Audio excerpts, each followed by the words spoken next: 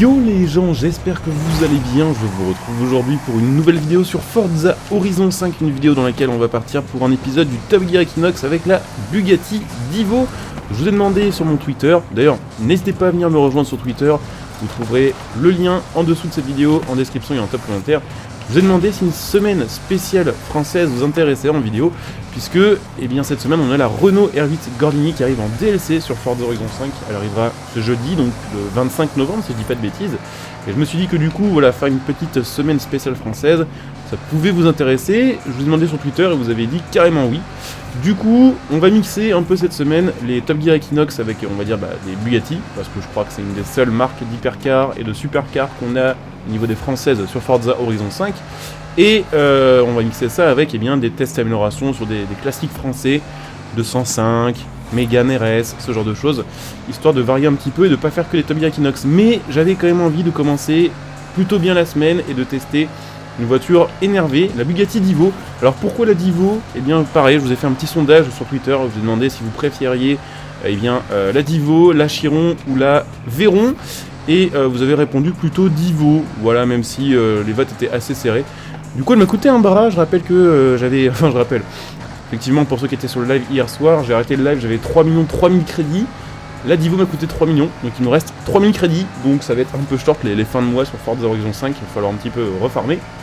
Et du coup, dans cette vidéo, je vous propose tout simplement de partir sur le Top Gear Equinox pour voir un petit peu le chrono qu'on arrive à faire avec cette voiture. Alors je rappelle, comme d'habitude pour ceux qui ne connaissent pas cette série de vidéos, le Top Gear Equinox, c'est une série de vidéos que je vous propose assez souvent, dans laquelle en fait on teste des voitures sur ce circuit-là.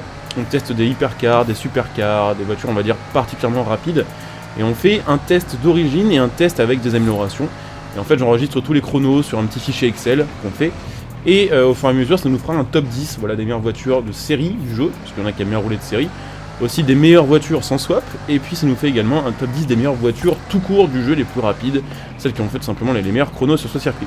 Donc là pour l'instant on est complètement d'origine avec le W16 8 litres de 1500 chevaux si mes souvenirs sont bons sur celle-ci. C'est une voiture qui est très puissante, tout le monde connaît la Divo, bon elle fait quand même 2 tonnes, c'est pas un petit véhicule. Et puis c'est au final la Divo, on peut dire ça je pense, une Chiron recarrossée, c'est le même châssis, après retravailler pas mal au niveau de l'aéro, pour que cette voiture-là soit plus efficace sur circuit. D'ailleurs, il me semble que le jour où ils ont fait l'essai de la Divo sur le NURB, elle a mis 8 secondes d'avance à la Chiron, ce qui est beaucoup, mais ce qui est pas non plus incroyable pour une caisse qui était censée être, on va dire, la voiture spéciale circuit de Bugatti avec 1500 chevaux. Bon après voilà, Bugatti, leur truc c'est pas, on va dire, sur les voitures modernes malheureusement, l'objectif c'est pas que de proposer du circuit, peut-être à part avec la Bugatti Bolide bien sûr, mais leur but c'est de proposer des caisses qui sont dans l'extrême à tout niveau, et clairement c'est des voitures qui sont monstrueuses, je pense qu'on sera tous d'accord là-dessus, même s'il y en a qui effectivement n'aiment pas ces voitures-là, clairement. Faut avouer que niveau extrême, c'est compliqué de faire plus fort que Bugatti, très clairement. Et on fait 3021 full stock, c'est-à-dire que full stock on fait mieux qu'une Jesko d'origine sur Forza Horizon 5. La Jesko qui est pourtant une voiture très très très rapide, et qui s'est retrouvée pour l'instant on va dire à faire des bons chronos. C'est surtout une voiture qui a une très bonne accélération. La petite spécificité de cette Bugatti Divo, c'est qu'elle est déjà de base en 4 roues motrices et que, à mon avis, elle ne sera pas swappable, puisque le but des swaps c'est de proposer des moteurs qui sont plus gros en cylindrée et plus puissants que les moteurs stock. Sauf que ce moteur-là fait 1500 chevaux, que on a déjà 8 litres de cylindrée, donc c'est très peu probable que le jeu nous propose quelque chose de plus extrême en termes de moteur. Donc écoutez, on va checker ça tout de suite, mais à mon avis, on fera qu'un seul autre essai avec, et cet essai comptera donc pour la partie améliorée et pour la partie full. Donc effectivement, pas de possibilité de passer sur notre moteur, pas de possibilité du coup de passer sur des 4 roues motrices parce qu'on est déjà sur des 4 roues motrices. Après, heureusement, il nous reste des choses à améliorer, notamment le poids de cette voiture, puisque là on va passer à 1550 kg, donc 400 kg de gagné, ça fait quand même plaisir. Et puis, il n'y aura pas tant de choses que ça à améliorer cette voiture, clairement. Alors, renforcement, qu'est-ce que ça bouge, ça, le tout-terrain ? Clairement, là, on s'en fout. On va pas faire du tout-terrain avec cette voiture-là. On va regarder un petit peu boîte sport, boîte course. On va mettre ça pour pouvoir régler au moins la transmission. Tac, avec différentiel course aussi, ce qui pourra nous aider à limiter un peu le sous-virage, même si, en vrai, celle-ci, sur ce jeu, est pas trop mal au niveau du sous-virage. Pour une 4 roues motrices, on va dire très puissante, elle est pas si dégueu. Bon, clairement, je sais pas si on met des plus gros pneus, je suis en train de me dire. Les pneus de base, apparemment, ils assument déjà bien la puissance. Puisqu'ils sont suffisants, on s'est pas planté. Après, bon, là, effectivement, on assumera encore plus. On va regarder est-ce qu'il y a des jantes plus légères. Non. Ça tombe bien parce que les jantes de base sont un peu irremplaçables, j'ai envie de dire, sur ce genre de voiture. Donc pareil, on peut augmenter un peu la largeur des voies pour la tenue de route. Ça peut, par contre, malheureusement, un petit peu entraîner de sous-virage. En tout cas, sur Horizon 5, sur Horizon 4, c'était pas trop le cas, mais sur Horizon 5, j'ai l'impression que c'est pas mal le cas. Alors, je regarde un peu, on perd en Vmax. Mais on gagne normalement en appui, quoi, c'est ça le truc.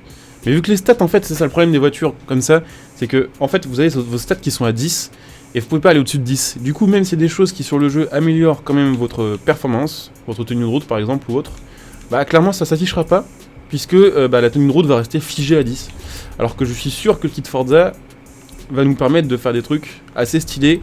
Cette voiture a beaucoup d'appui, mais elle a pas tant d'appui que ça. Alors après, on est d'accord que le kit Forza de cette voiture-là est vraiment moche. Ça, on est d'accord à 1000%. Mais, de base, elle a pas suffisamment d'appui pour prendre tous les virages du Top Gear Equinox sans, on va dire, ralentir. Et effectivement, vous voyez, on passe de 2,3 à 2,7 en G latéraux, alors que les stats, elles, n'ont pas bougé. On est toujours à 10 partout, en termes de tenue de route. Donc ça, c'est un petit peu trompeur. Les stats de Forza Horizon, des fois un peu sifiées, on va dire que ça permet, entre deux voitures qui ont des stats différentes, de savoir un peu laquelle va être bonne dans quel domaine. Mais au bout d'un moment, quand vous améliorez vos voitures, le truc c'est que c'est très compliqué après de savoir ce qui change vraiment. Parce que dans ce genre de cas, clairement, on pourrait croire que ça va seulement nuire à la vitesse max, alors qu'en vrai, il y a grave moyen d'optimiser pas mal de choses. Oh, 403,6 en VMAT, 409. Vous voyez, on peut même un petit peu regratter derrière avec les réglages de rapport. Tac, tac, tac. Les ressorts, on va les baisser à fond. Vous voyez, là, 2,22 G latéraux à 193 km/h. Ça, par contre, c'est énorme. C'est vraiment énorme pour le coup. J'ai pas testé tant de voitures que ça qui avaient autant d'appui à cette vitesse-là. Donc, c'est plutôt chouette. Tac, 2,23. Les ressorts ils sont déjà baissés. L'aéro, on va voir ce qu'on fait. Oh, le différentiel est pas mal, tiens, pour une fois, c'est cool. Et donc l'aéro, je voulais voir full vitesse, qu'est-ce que ça va donner? La question, elle va être vite répondue. On perd pas mal en G latéraux, mais on aura toujours plus que full stock en fait. Donc, ouais, puis on va pas gagner de temps de vitesse que ça. Je pense qu'on va faire une espèce de réglage un peu comme ça en fait. Un peu plus vitesse. On devrait avoir 2,20 quand même, je pense. Ouais, 2,20, parfait. Donc elle sera clairement au-dessus des 2,3 tout à l'heure qui était marqué au max, puisque ça c'était 2,3, c'était vraiment le G latéraux max que vous pouvez atteindre avec ces voitures-là. Là c'est 2,2 à 200 km/h, mais à 300 on doit être à bien plus que ça. Donc je vous partage le réglage si jamais. Je vais peut-être le retravailler entre temps, mais si vous voulez le choper, n'hésitez pas comme d'habitude. J'ai partagé, je pense, quasiment tous les réglages que vous voyez en vidéo, je les ai partagés avec mon pseudo. Donc n'hésitez pas à les tester de votre côté. Et puis voilà, s'il vous plaît, laissez un like. Après, bon, perso, je cours pas après les téléchargements, je m'en fous un peu. Je n'utilise pas trop, on va dire, la réputation de Forza Horizon 5 pour vendre mes voitures plus chères ou quoi que ce soit. Mais voilà, en tout cas, le réglage est prêt si vous souhaitez le tester de votre côté. C'est parti du coup avec notre Divo, du coup, qui est amélioré maintenant. On va voir un petit peu ce que ça donne avec les réglages, les améliorations, voir si on arrive à faire mieux éventuellement. La Lambo Sestolimento édition Forza, je pense qu'on va avoir beaucoup de mal à faire mieux en termes de chrono. Mais voir si par exemple on arrive à faire mieux qu'une Ferrari 599 XX Evolution qui a fait 3 minutes, il me semble, et quelques sur ce circuit-là avec les améliorations. Le son est stylé au fait, d'ailleurs ils ont un petit peu rework aussi le son de ces voitures-là, même si bon, c'est assez proche du son qu'on avait sur Forza Horizon 4. Quand même quelques effets au niveau du son du moteur qui est quand même qui sont plutôt assez stylés. Donc clairement là ça devrait quand même mieux tourner, ça devrait être encore un peu plus sportif. Et on devrait pouvoir enchaîner ces virages là normalement, ouais c'est ça, à une largement meilleure vitesse que tout à l'heure. Vous voyez, c'est pour ça que le kit Forza je le mets, c'est que là tout à l'heure on était obligé de ralentir, là on peut accélérer en fait, on n'a même pas besoin de freiner, ni rien du tout, on peut tout enchaîner vraiment facilement. Et ça c'est exactement le genre de choses qui ne sont pas vraiment indiquées en fait dans les statistiques de Forza Horizon 5. Quand vous regardez voilà, le menu, le réglage de votre voiture, ce genre de choses vous pouvez pas vraiment savoir en fait. Voilà, par contre effectivement ici il y aura besoin de ralentir un petit poil.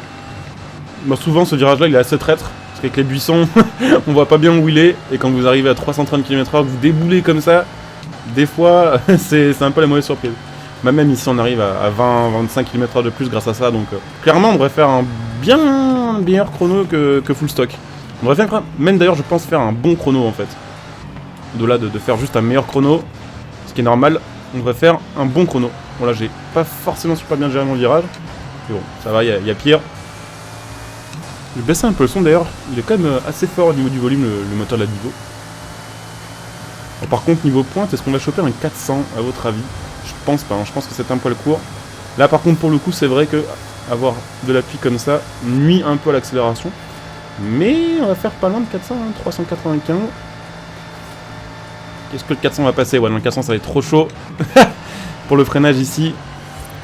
399, c'est un peu frustrant. On est d'accord, c'est un peu frustrant, mais c'est pas si mal non plus. Évidemment, on se fera un petit test aussi de VMAX en fin de vidéo, c'est vrai que je l'ai pas dit, mais on se fera une petite pointe pour voir ce que ça donne. Je pense que la Divo doit taper 440, en vrai, sur Forza Horizon 5. Après, je sais pas quelle version ils ont pris sur le jeu, parce qu'il y a des versions bridées, enfin, il y a des versions bridées. La Divo, en fait, quand elle est vendue aux clients Bugatti, elle est bridée à 380 en VMAX. Du coup, je sais pas s'ils considèrent sur le jeu de base qu'elle est bridée à 380 ou si elle tape vraiment 420 comme elle est censée faire sans bride. Du coup, si elle fait 420 sans bride, techniquement, vu que là elle est 400 kg plus légère, on peut espérer au moins 430 en fait, avec toutes les améliorations qu'on a mises. A voir, en tout cas, niveau chrono, ça devrait pas être trop mal. C'est un peu dur d'enchaîner ici avec ces grosses voitures là. Justement, c'est ça je pense que j'ai amélioré pas mal par rapport au Top Gear Equinox que je proposais sur Forza Horizon 4. C'est quand même beaucoup plus de virages un peu... c'est pas vraiment de lacets hyper serré, on est quand même à des bonnes vitesses. Mais il y a plus de virages techniques, entre guillemets, que sur Horizon 4. Le Top Gear que je proposais était quand même très orienté, on va dire, VMAX. Donc c'est parti pour, eh bien, la fin de cette épreuve. Bon alors là, pour faire mieux que la 150XX Evo, c'est mort, clairement. Mais bon, on peut faire un chrono quand même potable.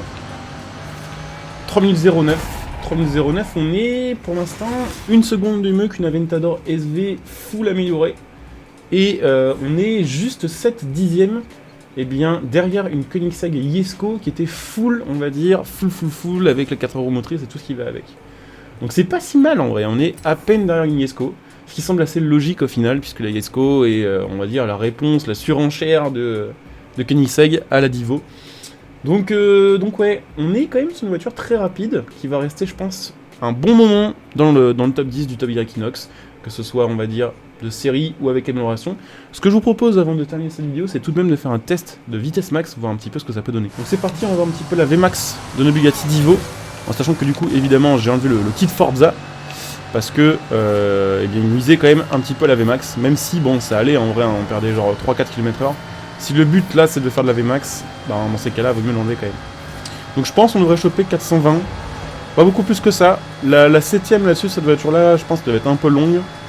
Et vu qu'on est déjà ouais, à 410 km/h, je pense qu'en notre VMAX, on va la choper en 6ème et non pas en 7ème. Je pense que la 7ème est un rapport qui est pas là pour donner plus de VMAX, cette voiture-là. En tout cas, avec la boîte course du jeu. Mais qui est plus là pour, ouais, je sais pas, réduire un peu la consommation, je sais pas. C'est un peu bizarre. En tout cas, on a 422 km/h. Je pense qu'on va pas passer notre 7ème, en fait, clairement. Parce que là, le moteur, il est au bout, en fait. Ça se sent, si je passe la 7ème, on va perdre en vitesse. Et là on arrive dans la descente qui va peut-être nous faire gagner 3-4 km/h. Donc on va voir, on va essayer d'optimiser un petit peu ça. 423, qu'est-ce que ça va donner dans la descente ici? Hop, 428, 430, 431. Mais ça c'est vraiment grâce à la descente. Et là vous voyez si je passe la 7ème, ouais, on ralentit. Donc ouais, c'était à peu près ça. Ça va, elle est quand même rapide, un peu plus qu'en vrai et un peu plus grâce aux améliorations, donc c'est plutôt chouette. Donc voilà, très bonne voiture pour l'instant. En fait, elle est 3ème partout dans mon classement du Top Gear Equinox, 3ème d'origine, 3ème avec les améliorations et 3ème full. Donc ouais, plutôt très bonne voiture. Après 3 millions quand même, mais bonne voiture quand même. Donc n'hésitez pas évidemment, comme d'habitude, si la vidéo vous a plu, à laisser un petit like, à commenter, à partager, à vous abonner. Pensez comme d'habitude à venir me follow sur Twitch pour ceux qui sont intéressés pour me voir en direct. Cet après-midi, normalement, je serai en direct sur Twitch, donc n'hésitez pas à venir me follow. Si vous avez Amazon Prime, n'hésitez pas à utiliser votre Twitch Prime sur ma chaîne Twitch. Je vous rappelle que ça vous permet de me soutenir gratuitement et ça vous fait profiter de plusieurs petites contreparties, plusieurs petits bonus sur ma chaîne. Donc n'hésitez pas à jeter un petit coup d'œil. Vous pouvez bien sûr me retrouver sur Twitter et sur Facebook. Surtout sur Twitter, on va dire que sur Facebook, bon, je poste, on va dire, un peu tous les jours pour vous dire quand je lance des lives. Mais sur Twitter, je mets un peu plus de contenu. Donc n'hésitez pas voilà, à venir me follow sur Twitter. Et puis bien sûr, pensez que vous pouvez soutenir ma chaîne de plusieurs manières, évidemment gratuitement, en utilisant mes liens de soutien sous cette vidéo pour faire vos achats. En plus, ça vous fera profiter de prix assez attractifs. Mon lien Instant Gaming, par exemple, pour acheter vos jeux et vos cartes d'abonnement. Mon lien Matal.net pour acheter vos composants PC, vos configs, tout ce qui va avec. Et puis pour ceux qui souhaitent me soutenir de manière payante, c'est évidemment faisable aussi en devenant un soutien de la chaîne via le bouton rejoindre sous cette vidéo. Et là aussi, il y a plein de bonus selon quel, on va dire, niveau de soutien vous sélectionnez. Donc je coupe là, et puis je vous dis à très bientôt pour une nouvelle vidéo. Portez-vous bien, ciao à tous.